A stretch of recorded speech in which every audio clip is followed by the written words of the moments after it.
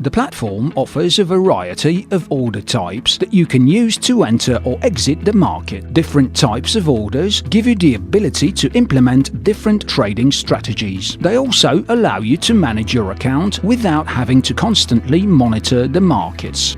The new order ticket can be activated directly from the quotes panel by right-clicking or double-clicking the instruments field, or by clicking the corresponding button on the trading toolbar. No matter if it's a market, limit, or a stop order, placing a new trade is fast and straightforward. You just have to choose the type of order you want to place, enter the quantity you wish to buy or sell, and confirm the trade. To make things even more flexible, there is the option of opening the traded instruments chart on the right side of the new order ticket.